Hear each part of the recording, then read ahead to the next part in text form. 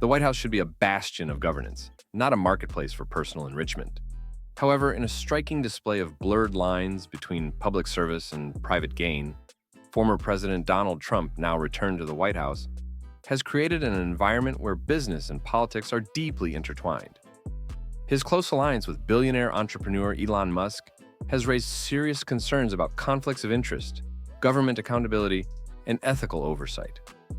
One of the most glaring examples of this unregulated entanglement came just last week when Trump announced his plan to purchase a Tesla and use an official government event to promote Musk's electric vehicle company. The event, which transformed the White House lawn into an impromptu Tesla showroom, underscored Musk's influence within the administration. More alarmingly, Trump went so far as to declare that vandalizing a Tesla, a form of protest against Musk's growing political and economic power, would now be classified as an act of domestic terrorism. This represents the latest and perhaps most egregious example of how Trump and Musk's conflicts of interest have reached unprecedented levels. Musk, now the leader of the so-called Department of Government Efficiency, DOG, has been given immense power to reshape government agencies, conveniently allowing him to target or weaken regulations that affect his business empire. Meanwhile, Trump, whose presidency has always been marked by self-serving interests, now has an expanded network of business entanglements, including his publicly traded social media company, Truth Social, cryptocurrency ventures, and new licensing deals, making ethical concerns more pressing than ever. The public, disillusioned by years of political scandals, may feel resigned to the idea that those in power will inevitably use their positions for personal gain. But the reality is that there are supposed to be mechanisms in place to prevent this kind of abuse. The question is, who is actually policing Trump and Musk, and why have these safeguards failed?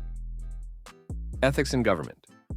At its core, a conflict of interest arises when an official's personal or financial interests could compromise their ability to make unbiased decisions on behalf of the public.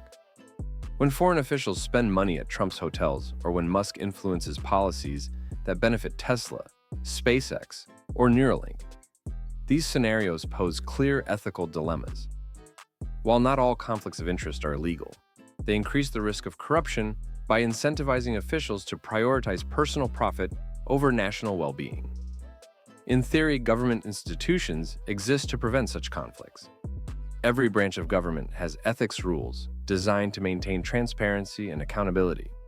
However, recent history has shown that these regulations are frequently ignored or strategically circumvented. In the executive branch, conflict of interest laws generally apply to all federal employees. However, there's a major loophole. The president and vice president are exempt from these laws. This means Trump is legally allowed to retain ownership of his business empire while serving as president, a fact that has already led to multiple ethical violations in his first term. As for Musk, his status within the administration has been deliberately structured to minimize accountability. By designating him as a special government employee rather than a full-time official, the administration has exempted him from many standard ethics disclosures. This loophole allows Musk to maintain control over his vast corporate empire, while wielding influence over the very government agencies that regulate his businesses. Similar loopholes have been exploited in the past. For example, when Huma Abedin, an aide to then-Secretary of State Hillary Clinton, worked as a consultant while holding a government position, but never on this scale. Who is supposed to enforce ethics rules? Historically, the Office of Government Ethics, OGE, has played a key role in preventing conflicts of interest. Established after the Watergate scandal, the OGE oversees financial disclosures, scrutinizes appointees for potential ethical violations, and ensures compliance with existing regulations.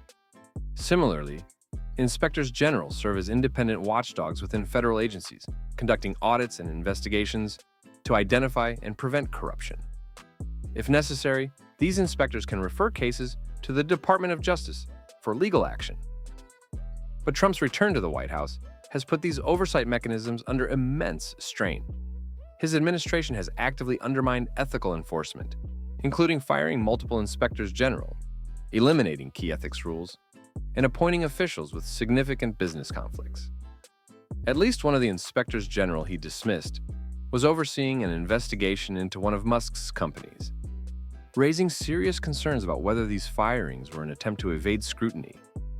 Additionally, one of Trump's first executive orders after taking office was to rescind Biden-era ethics rules that restricted federal employees from accepting gifts from lobbyists. These actions demonstrate a clear disregard for ethical governance and suggest that internal enforcement mechanisms within the executive branch are largely ineffective under Trump's leadership. The role of Congress and the courts.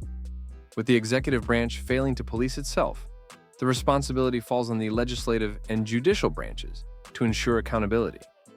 Congress has the authority to investigate ethical violations, propose new regulations, and hold public officials accountable. While a Republican-controlled Congress may be reluctant to scrutinize Trump, there is precedent for bipartisan oversight.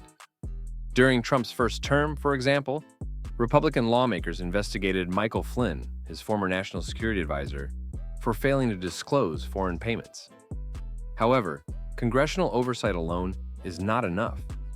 The courts must also play a role in holding officials accountable. Trump's mass firing of inspectors general, for instance, likely violated federal law, as he failed to provide Congress with the required 30-day notice or a substantive reason for their dismissals. Legal challenges against these firings could set important precedents for future administrations. The public's role in holding power to account. In the absence of strong institutional checks, the press and government watchdog groups have become the last line of defense against corruption. Investigative journalism has exposed numerous ethical scandals within the Trump administration, from his business dealings to Musk's influence over government agencies.